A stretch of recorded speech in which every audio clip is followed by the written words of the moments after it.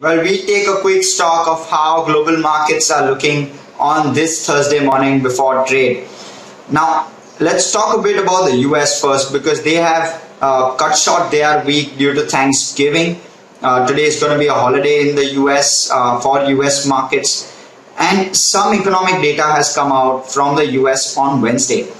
So, US October spending has risen by 1.3% month on month versus 1% that was expected.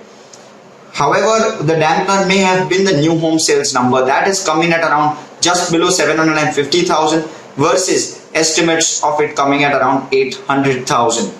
But what really flipped, or rather what was really good news for the US was the initial jobless claims. That has come in at just below 200,000, which is the weekly jobless claims number, which has been it's the lowest number since 1969, and it was estimated to come in at around 260,000, and it's coming at below 200,000. So that's a really good number for the US. Also, the Federal Reserve released its FOMC minutes, and they've said that most members are willing to accelerate the reduction in asset purchases and increase interest rates if inflation continues to remain high. And all of these factors have cumulatively helped the S&P and the Nasdaq gain marginally in trade on Wednesday. Of course, treasury yields also cooled, and that also helped both these indices gain. The Dow was absolutely flat, in fact traded with a negative bias, down 3 basis points, but the S&P 500 gained almost 0.25%, and the Nasdaq was up almost 0.5% in close of trade on Wednesday. US markets, of course, as I did mention, will remain closed today, that is on Thursday.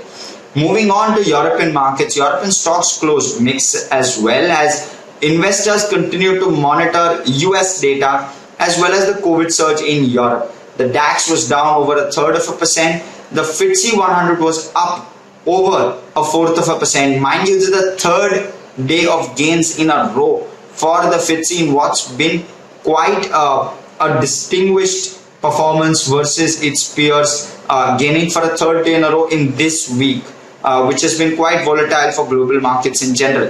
The CAC 40 was flat, in fact with a negative bias, closed down 3 basis points, and the stock 600 was also pretty much flat, up around 0.1% in trade. When you look at how Asian markets are shaping up, everything outside of Japan is in the red. The Japanese index, the Nikkei, is up around 2/3%. However, the Shanghai, the Hang Seng are down anything between 1/10 and 1/3%, which is 0.1 to 0.3%. The ASX 200 is absolutely flat, it's down just 6 basis points. And the Kospi, which will be in focus today because Korea has decided to increase its interest rates by 25 basis points from 0.75% to 1%, and that probably has led the Kospi lower. It's started the day off 0.5% lower in trade. When you look at how oil has shaped up, oil prices hold steady at around $78.5 a barrel, and gold too is holding steady versus yesterday at $17.90 an ounce. When you look at the dollar index, it's started off lower in early trade today, but has comfortably breached that 96.5 mark. It's now at around 96.7. So it's breached that over yesterday, and it's slightly lower in early trade today.